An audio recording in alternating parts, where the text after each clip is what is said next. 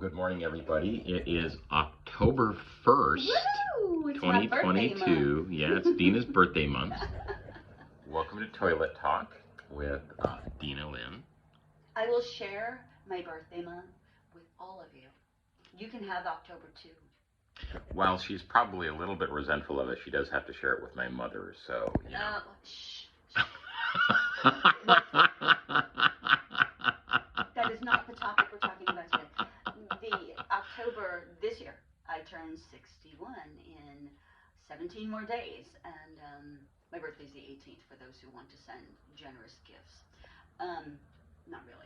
I guess you're not my love language, but yeah, I turned 61, and I was born in 61, and I don't know, we may not all get that. Like you're born in 71, so you have to wait till you're 71. Someone who's 99. Who's born in 99, they have to wait a whole century before they can say it's the year they turned 99 because they were born in 99. And I don't know if this is a significant thing at all to anybody, or astrologically, numerologically speaking. So if a person was born in 00, does that mean they have to wait till 100, or they can celebrate their 00 with their birthday as the same thing? Well, they probably have to wait till they're 100. I think that's how that works. So. But 01 would be able to celebrate it when they're 1 year old? Yes, but they don't know that, so it's not important to them. I just think it's kind of fun that I'm turning 61, and I was born in 61, and I don't know what that means. I can't believe I'm actually good. I'm in my 60s. I thought I would feel more adult by now. But look, I'm on YouTube. Wait. What? Yep, you feel adult. Do I feel adult? Okay. The world needs more adults. Be adult. Okay. This is not even what we're going to be talking about. We haven't done one of these in, I don't know, 3 weeks. So at least we've been slacking, and I'm wearing this because I wore it last night. We went out to a theater event, Moonfall Theater in Rickreall, Oregon. A theater in the country. It's really cool. It's a local theater production with a stage and movie seats or theater seats attached to the back of the house of Marlene Cox, who is a friend of ours and a benefactor of the arts. She's helping my friend Jackie and I to launch an art co-op. So we're very excited about that. Big things happening. That's my big thing happening, and Robin's got a big thing happening. He's going to be building a custom home from scratch. I'm bringing in your big thing. We have big things. I did not give permission for her to tell you about my life, but you know. I'm being a brat today because I can't, because it's my birthday month. So I get to be a brat. I see. I do. We don't need the camera to be on me the whole time. Well, yes, we do. We do need the camera on you the entire time, because it looks good on you the entire time. Yeah, it does look good on me. Okay, I appreciate it. I'm like checking to make sure things are copacetic and we're not having any wardrobe malfunctions, because I don't need that kind of attention on YouTube. Because on a talk show called Toilet Talk, wardrobe malfunction is going to be the worst thing that could happen. The worst thing. Yeah. We'll have to consider that and get back to you on this one. Anyway, I actually started this up thinking, we started a couple different conversations and talked about a couple of different topics that we could cover during Toilet Talk. And the thing that we talked about last was kind of an interesting thing. We've talked, I think, a little bit about before, but not necessarily quite in the way that we might today. So let's just see what happens. Anyway, it's the concepts of enlightenment and happiness and joy, and kind of how those are used in the world today, as well as what their potential depth of meaning is, and how some of those things have become way overhyped, and rabbit holes which lead people down just incredibly shallow paths of spiritual bypassing. Yeah, just how they can lead to paths of that spiritual bypassing. Yep.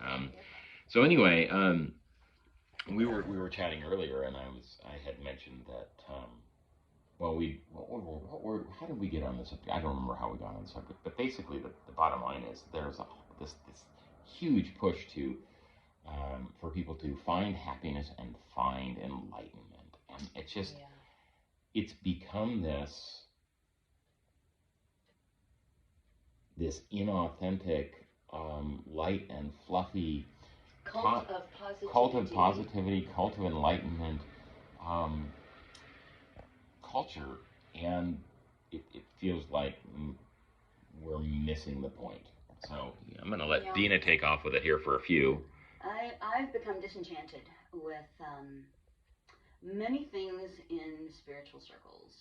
If you've been watching what we've been talking about for any amount of time, you know that I came out of Christianity, and happiness within the religious world is not for this lifetime. This world is supposedly owned by the devil. He's in control, and we have to forestall happiness for the hereafter, for life after death, for heaven, if you manage to have all the right beliefs, and you've done all the right things, and you've checked all the right spiritual boxes, and you're like carefully, strategically hiding behind Jesus so he can protect you from the wrath of God, and you end up in heaven. And this lifetime, therefore, for Christians and some other religions is suffering, trying to earn the crowns in heaven through suffering. And I didn't like that. First of all, the idea of being in some sort of heavenly utopia forever and ever and ever and ever without end bored the snot out of me. But, hell wasn't a preferable option if there was all of this unending torture. Those were not good options. And then I left that and I came into the world of spirituality, and I noticed fairly quickly that it's the same thing, just different language. So instead of trying to reach heaven, we're trying to reach enlightened ascension that will be transformed in some kind of a way, and will move away from being fully human, will transcend being human, and that sounds awful too. Because if there's anything I realized along the way in my questioning my way out of Christianity, it's that I want to be fully embodied. I want to be fully human. I want to have this material human experience, which means being in an earth suit, having a body, having the material realm. Right, and that doesn't mean that we can't evolve while we're doing that, though. Sure. And being present in our bodies and doing our emotional work and doing the things that we do as humans to be humans doesn't preclude the idea that we don't evolve ourselves and help evolve the species to a higher point of consciousness or being, or even energetic being. It's just that doing it like right now, all in the moment, is probably jumping the gun a bit. Oh yeah, we can't take a shortcut. Pardon me. The only way out is through. And I do believe we are meant to grow. But for the way I see it, it's not transcending or escaping anything, because what you were hearing in Christianity was escapism. Escaping being human, just avoiding it, and work your way to heaven. Well, you get that in Buddhism too, with fanatics and in all ideologies. Any kind of fundamentalist anything is trying to bypass the process of self-actualization and getting to know ourselves. For me, it's more about maturation. So it's not that there's something wrong with us when we're immature, it's just that we're meant to continue to grow. So if you see someone who's still acting childlike and dependent, or in a codependent way of life, then they haven't done their growing. And the way we grow is to face ourselves, to take an acceptance of where we are and really looking at it and discerning what's working, what's not working for me as an individual, for me in relationship, for me in connection to the world at large. What's not working? And if we're chasing after enlightenment, if we're chasing after happiness, then we're avoiding looking at the parts that are darker. that are harder to look at, the parts that we've just like shoved down in the basement. Well, yeah, and so happiness is an emotion, but it's not the only emotion, Right. and so if we're focusing on just trying to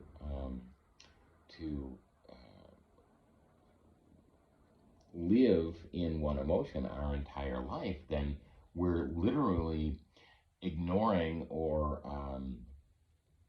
uh, uh, depressing Yeah. I would say at least Yes. 50, 60, 70, 80% of our emotional being, Yeah. which deserves to be there with us.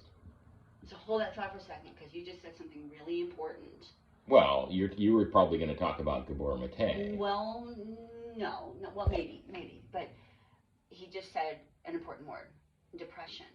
So what is depression? Depression is when you press down something, and Actually, I said depressing. Well, okay, but depressing, depressive, depression, whatever. It's. I know. I said that on Down. purpose. Yeah. So to press down. If I have an emotion I don't want to feel, and instead I want to feel happy, and I chase after happiness, I have to press down the uncomfortable feeling so I can have this bright, shiny, positive feeling, happiness or something like it.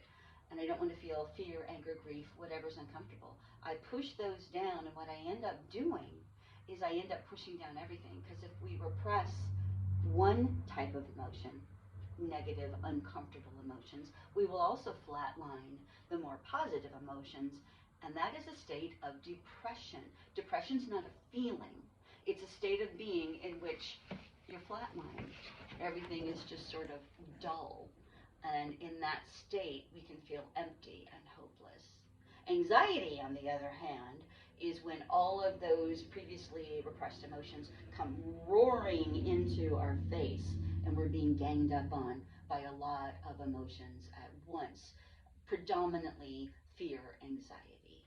So the the willingness to feel all of the emotions, all of them, whatever comes out, a joy, a pain, a fear, a sorrow, willingly letting those be present, willingly feeling them, especially as sensations in the body.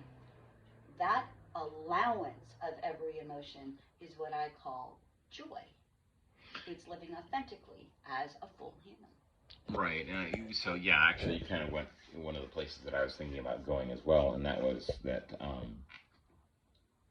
What's the phrase that we've come across reasonably recently? Um, Bliss is any feeling fully felt is bliss, and bliss is also an emotion. Joy is bliss. I think is the embodiment of being able to, or is the ability to embody all emotions, embrace all emotions, and joy I think is the lived experience of embracing all of the emotions, all of the emotions. So where enlightenment has become this term that we use to describe people or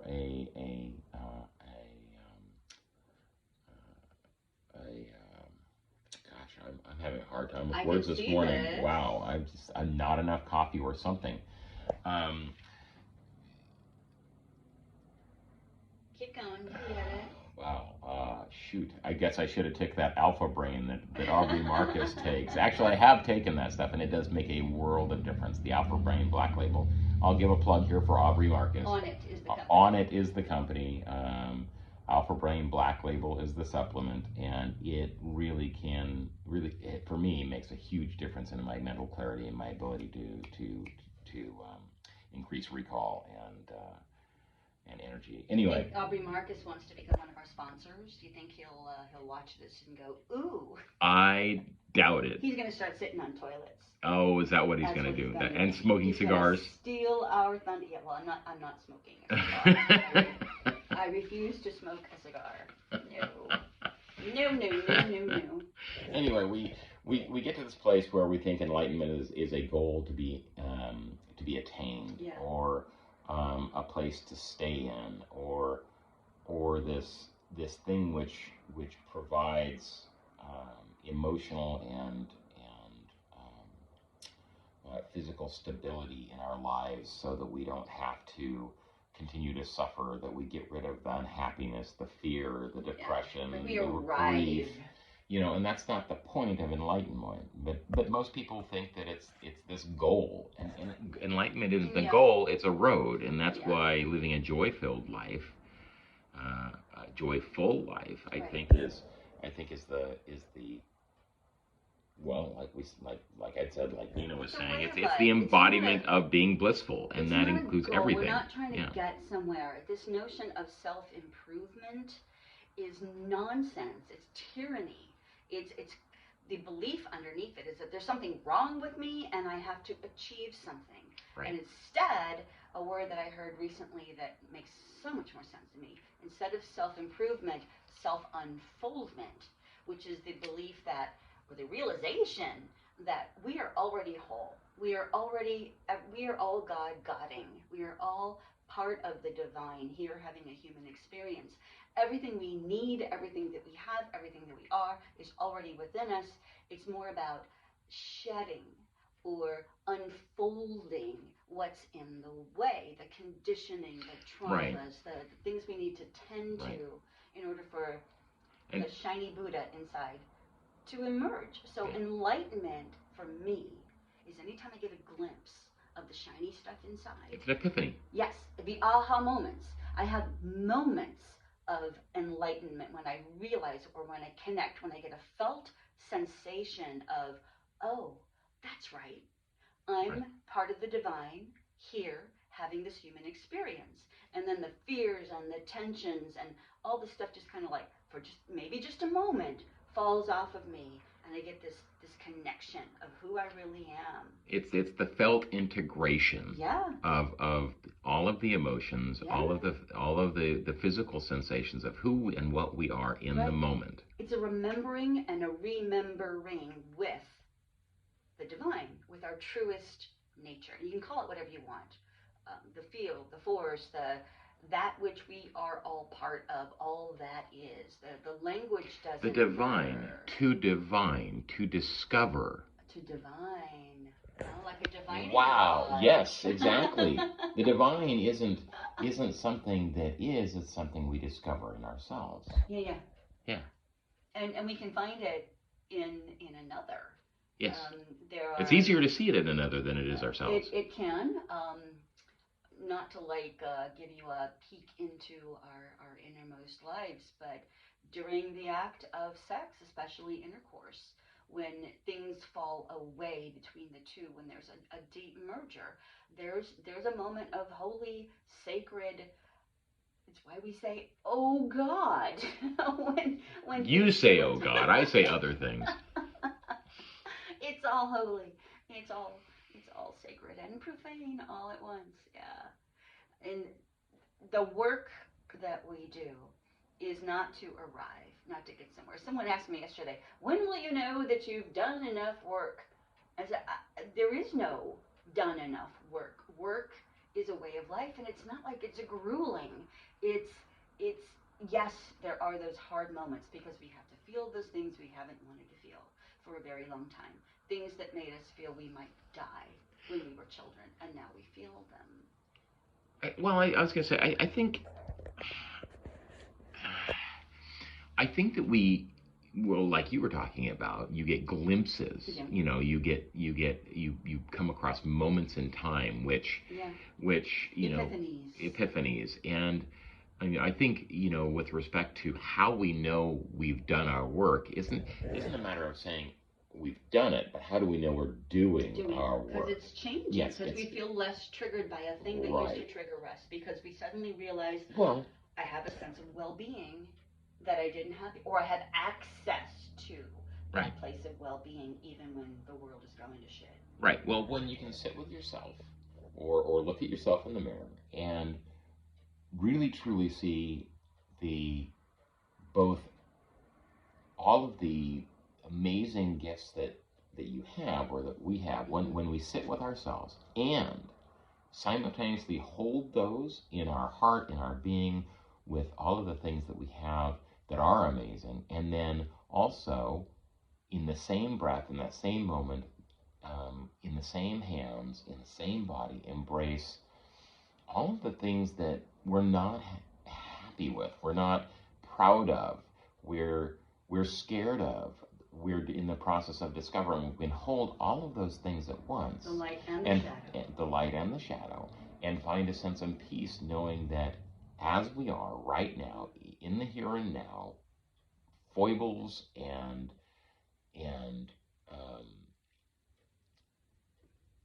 all of what we are, when we can hold all of that and have a sense of peace, that's when we know we're doing our work.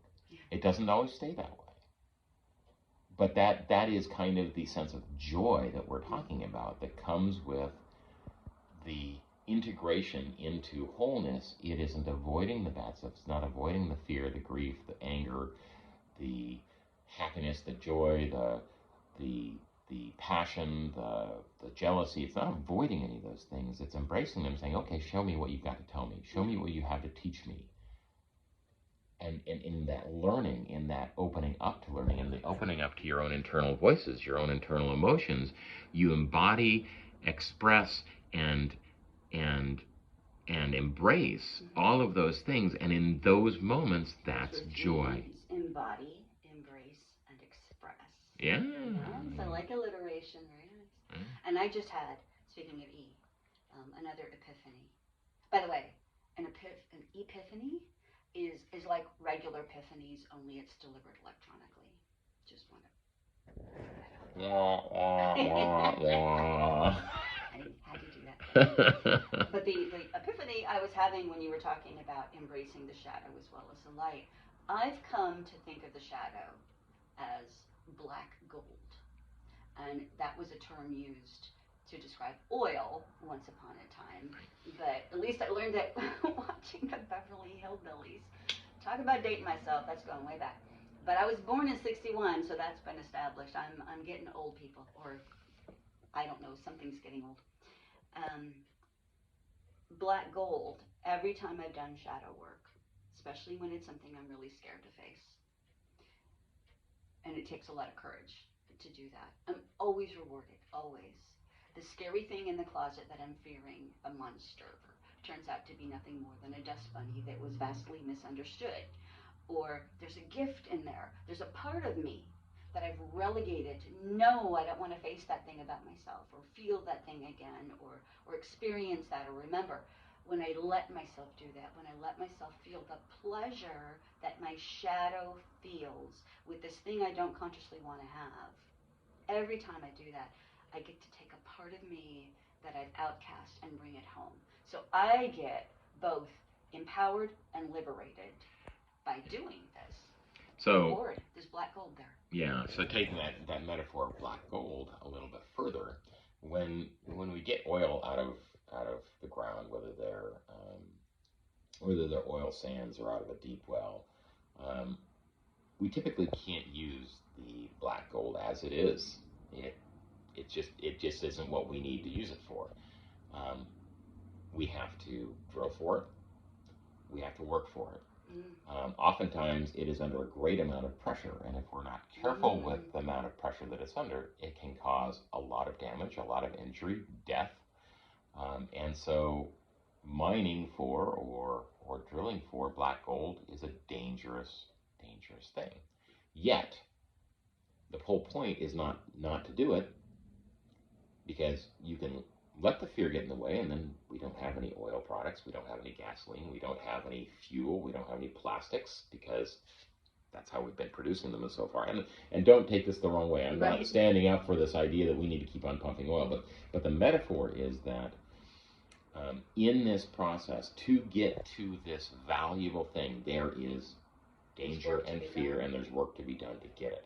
But the work doesn't end once you find it. The work is just begun once you find it, because it has to be refined. Yes. It has to be refined. It has to be taken out of the ground. It has to be taken out of where it was. It has to be separated out into its constituent parts. It has to be allowed to be its constituent parts.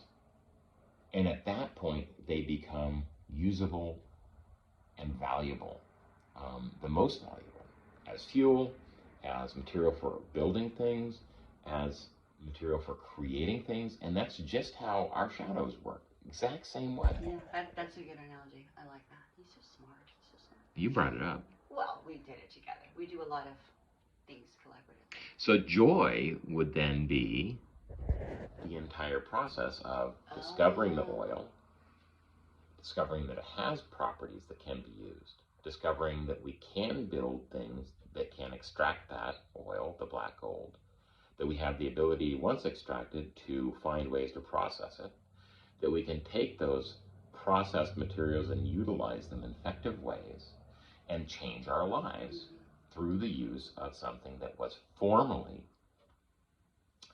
deeply hidden, dangerous to get to, and really scary to get a hold of. Right. The dangers are real when you're digging for oil, in the analogy. When we're doing it in ourselves, it's just the fear that it's going to be dangerous that may hold us back. So far in doing shadow work, regardless of what I've gone after, there hasn't been any real danger. In fact, the real danger here is leaving it in the dark. As Carl Jung says, until you make the unconscious conscious, it will rule your life and you'll call it fate. So just this morning, somebody on Facebook was saying to me, to be honest, I'm really scared to go looking at those things that are so dark and hidden, and I don't even know. Will I die from all this stuff coming up if I feel it? Maybe it's safer to keep it pressed down. And I had to point out to her, it doesn't go away just because you shoved it down. It's still going to rule That's you. repressing it. Yes, it's going to rule you from the dark. You're not even going to know what's going on. The darkness, the shadow, the repressed parts of you, the inner child that is frozen in time and hurting, will continue to act out in ways to get your attention, which means it'll set you up over and over and over. You'll have the same familiar thing happening, whether it's a whole bunch of rejections that you experience. Yes, the phrase, why does this keep on happening to me? Why is this why is this familiar? That will come up every time you've got shadow that you're hiding away from. If it's familiar, if you're saying to yourself or friend or whatever, why does this keep happening to me? As if you're the victim. You're not the victim. In this case, the hard thing to face is that you're the perpetrator of your own suffering. The creator. Yes, you are doing it to yourself. You're holding yourself in prison by repressing these things you don't want to look at. And they're not going to go away. They're just not. And you're exhausted. So imagine you're standing in a pool that's really deep, so you're treading water, and all around you are these beach balls that keep popping up, and you just keep shoving, and there's a dozen of them. You love that analogy. I do love this analogy. And you just keep shoving them down, like whack-a-mole, only you're depleted and you're exhausted. And that's the kind of life we live when we avoid doing our shadow work. If we face it and embrace it, we get empowered and liberated. If we repress it, we suffer, and nobody else is doing it to us. So you'd mentioned something that I would actually like to push back a little bit against, good. if that's Here we okay. go. Here we go. So Dina said that, when going back to the oil metaphor, that when we drill for oil, when we drill for black gold, there are real life-threatening dangers in that process. And while it's true, I believe, in my opinion, it's true that when we do our own internal searches for black gold, when we're actually going after our shadow, most of the danger is associated with fears that we have, or at least what we associate with danger is because of our fear. And I will say that having gone through a bunch of shadow work, especially recently, some deep stuff, and watched other people do it, I wouldn't say that it's not without its dangers. I want to hear. Yeah, and I want to hear. I think had I not had the support system that I have, a couple of people, and at the time when I started some of this stuff, Dina wasn't available. Broken up. Yeah, she and I were broken up, so she was not my support person. But luckily, I had a sister and my shamanic coach and a couple of other friends who could meet me where I was, listen to what I was going through without judgment, and allow for a safe place to open up that Pandora's box with the resource of having one or two or three other people there that, if if I got into trouble, I could go to and ask for help or ask for support or ask for guidance or ask for company, just somebody to be there. Because I think that if we take some of this stuff on ourselves and we're not prepared for it and we don't have a support system, I know how close I've been to feeling like I've been on the edge of something that was unrecoverable. And, so if you're going to do this stuff, you're going to go for that black gold, and I would recommend doing it wholeheartedly because my life has completely changed since I've started doing it. So has my attitude towards my own emotions have completely turned around. I think it is important to have a support system in place that can assist you, because you go into the dark and you can get lost. You're going into the cave you think you will not come out of. The danger is that you could push too hard for something you're not ready for, and especially if you don't have support. Another danger is that you'll start to feel it and it'll threaten you and you'll shove it down, and then the danger is you will compensate in some kind of a way that ultimately turns out to be unhealthy. We call that addiction, ways of self-medicating that can, in fact, be harmful, because in the pursuit of happiness and not wanting to feel all of that, we will compensate one way or another. And that also, our pursuit of happiness has a lot to do with what society has programmed us to want or believe we should have. Right. So, it's become a mandate. Yeah, it's become a mandate. So if you're exploring shadow work and it's over something taboo, and you don't have anybody you can talk to about it, and you're self-judging yourself, you're self-blaming, you're self-shaming, that can lead to a really, really dark and destructive place. Oh yeah. So if you're going to take on, this work of actually, working towards a more enlightened, more joyful, more blissful life, don't do it alone. Find somebody who can help you, who can stand with you and without judgment. Right. Yeah. And anyway, at least stand outside the cave. Yeah. While you go in, and then you can be reporting to this person what's going on. It's work that I've worked with others in my own life to help me do this. And even though I can do a lot of this on my own, there are times when I know the thing, whatever the thing is really big. Right. And threatening, very primal. Could be something pre-verbal, something that happened before I could speak or in the womb. I've had that happen. And I do need a guide for those times. And Robin and I have been trained in some different modalities for helping people to do this work where we can help guide either us together. We will eventually, we keep talking about this, we're waiting for a couple other things in life to calm down a little bit before we finally say, all right, we're ready to hang the shingle and start working with individuals and couples, either one of us or both of us together. We do a lot of good work together.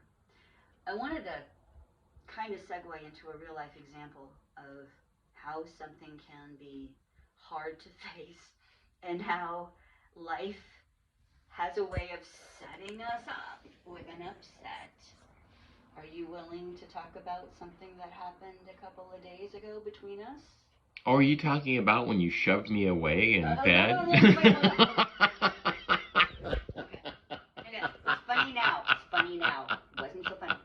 Well, it's my story. I guess I should tell it, shouldn't I? Can I set this? Well, we can each talk about our perspective. You want to talk about what you experienced first, and then I think that would be appropriate since I was the one that brought it up. Go for it. So, you kind of brought it up. I mean, anyway. So we were in bed the other morning. Was this Tuesday morning? Like early morning, dark early. It was Tuesday. Anyway, so it was probably 5 o'clock in the morning or so. Not very long from when I would normally get up. I'm a general contractor, and I generally am up by like 5:30 or 6. That's where my body and brain have me come up. So whatever. Anyway. So I had been asleep. I was dreaming, and as is often the case, I was spooning with this wonderfully amazing and sexy woman. And spoonable. Yep, she's spoonable. It happens to be one of my favorite ways to hold her while we're sleeping, and because we fit together perfectly. I mean, it's just amazing. Anyway, I'm sorry.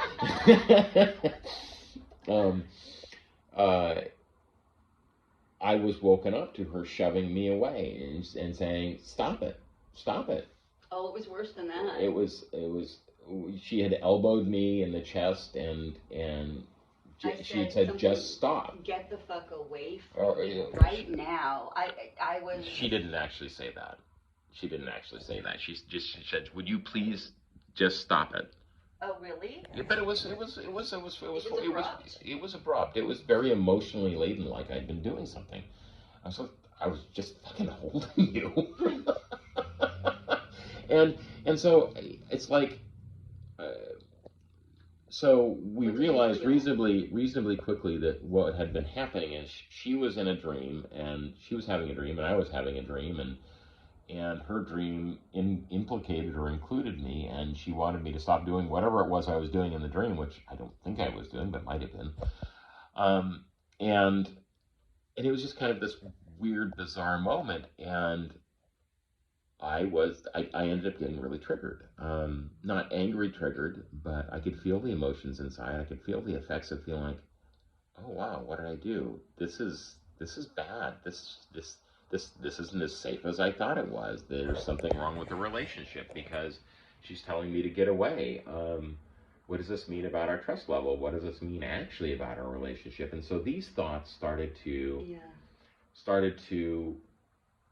well, the emotions that I felt were anxiety, fear, disappointment,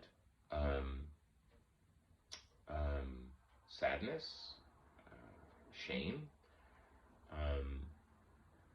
guilt, even though I didn't know what I'd done or that I'd done anything, but the guilt was there. And so as I maybe dozed a little bit more, and then I ended up getting up with my alarm, and I decided to go out throughout my day. And before I left, I went to say good morning and goodbye to Dina, because I was leaving from her house, and she apologized for what had happened. And I said, I know there's no fault here. I knew that the situation wasn't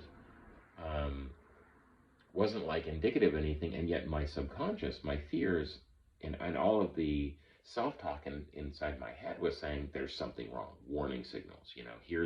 Here's where the other shoe drops. Where I thought we were developing the perfect relationship, and lo and behold, here's this thing that was lurking under the surface, and it's going to end again. We're screwed because it always has. Because it always has. With a startling, painful surprise. Right. It always has. And so I told her when I was leaving, I said, well, let's see. No, I had gone, and then at one point I had texted her. Yeah, I texted her later on. I said at some point I would like to. Yeah, we were going to follow up when I was awake. Yeah. Yeah. So he let me know how he was feeling, and as soon as he said that he'd had this anxiety, that his trust level between us, which has been phenomenal. I mean, trust in our relationship, yes. not trust in Dina, trust in our relationship. But the relationship is a safe place for both of us to be. It's been an anchor for both of us through the storms of our lives since we got back together, because we both did our shadow work while we were apart.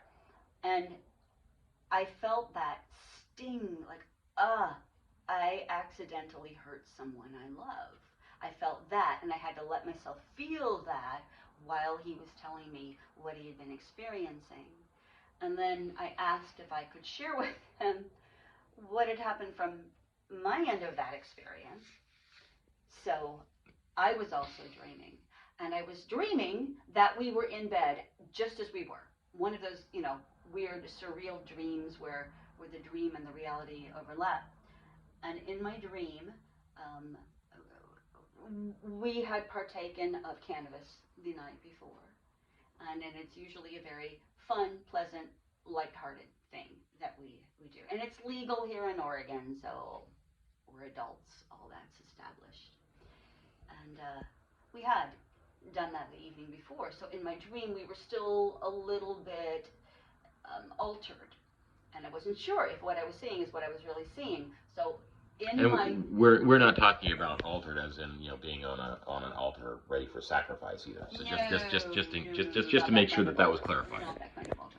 Altar ER. In my dream, I woke up in my dream. So I'm thinking I'm awake, and I see this man on the side of my bed, dressed like a kind of scary Charlie Chaplin, all black and white, silent, and he's just staring at me. So in my dream, I say, Robin, do you see the man? And what Robin says to me in the dream is, shh. And I thought, oh, that's a weird reaction. And Robin, seriously, look, do you see the man? I need to know. Am I hallucinating, or is there a scary man next to the bed? And again, Robin says, shh.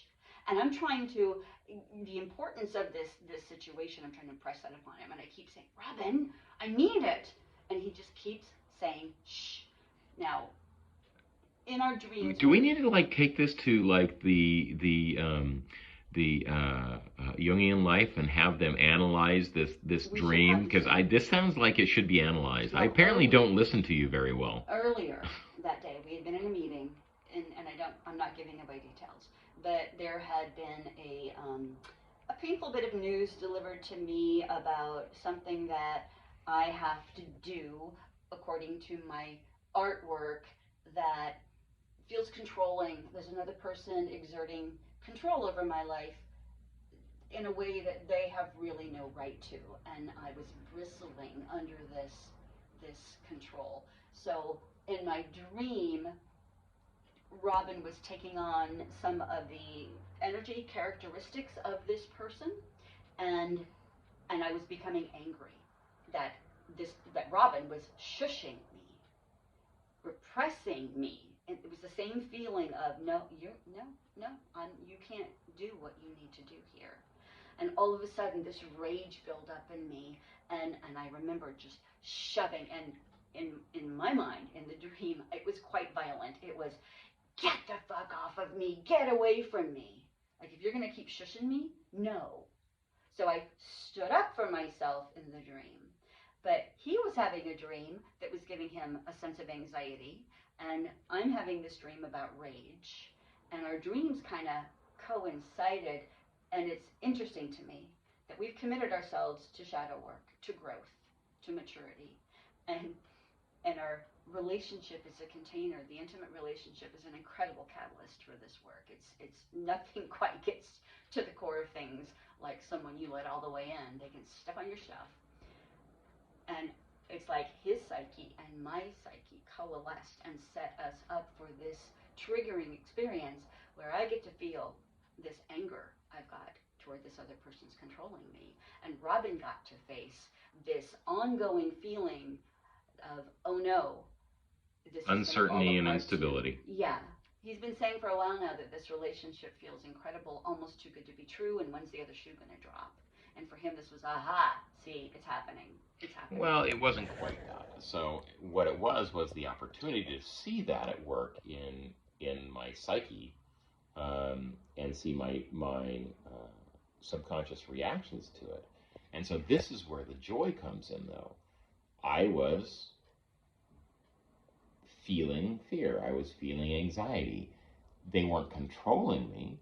I knew that what I was feeling wasn't true, but that didn't make it feel any less true.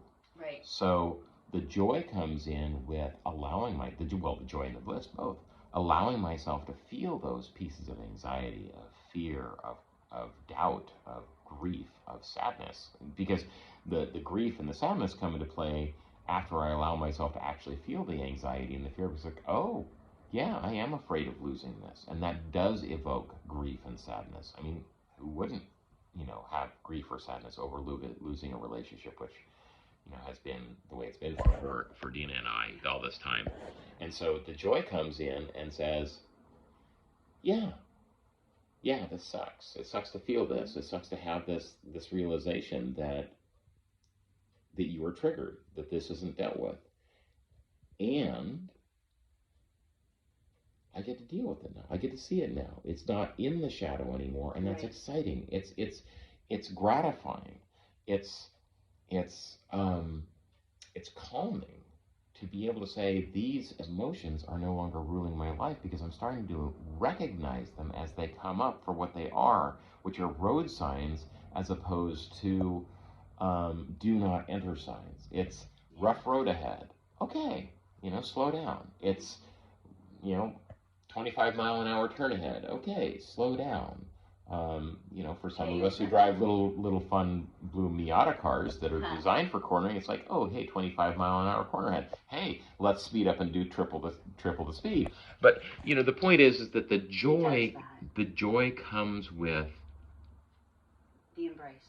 The joy comes with the embrace of our emotions, of our life, of what's really going on, and learning about ourselves, and not repressing that stuff anymore. Because that's where we start to live again. That's where we actually start to really, really actually find happiness, true happiness, and joy. The feeling when you had that initial sensation at some point along the way, did it feel like, oh, it's happening again, this is familiar, oh yeah, here it is again, the rejection, the disillusion of the relationship? Well, yeah, that was involved in the fear and anxiety to begin with, and yet it wasn't controlling. Right, but when you felt it, what you were doing in embracing the feeling, what happened with Robin is he took that in. You don't know.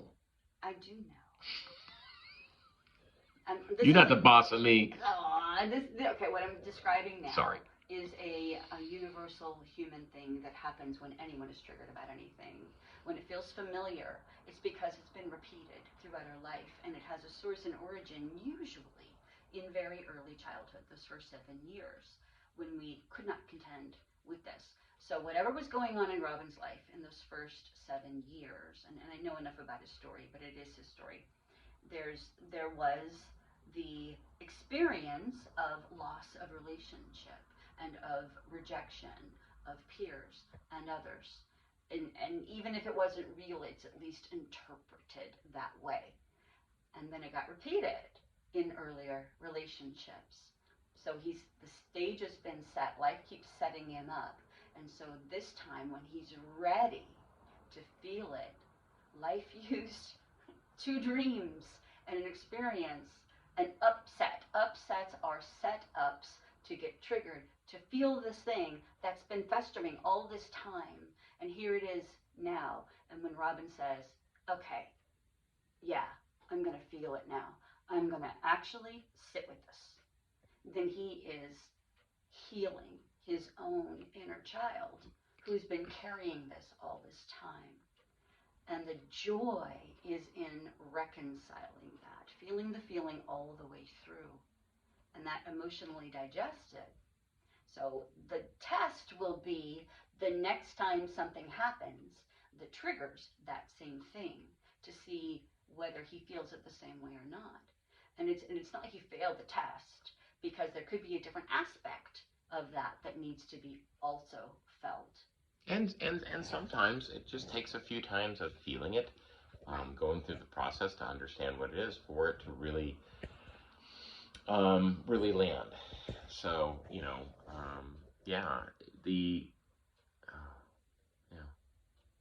So what I'm now thinking, and aside from the fact that I see the time and we probably need to wrap up, you got a big thing coming up in a week. Yeah, we'll go into that later.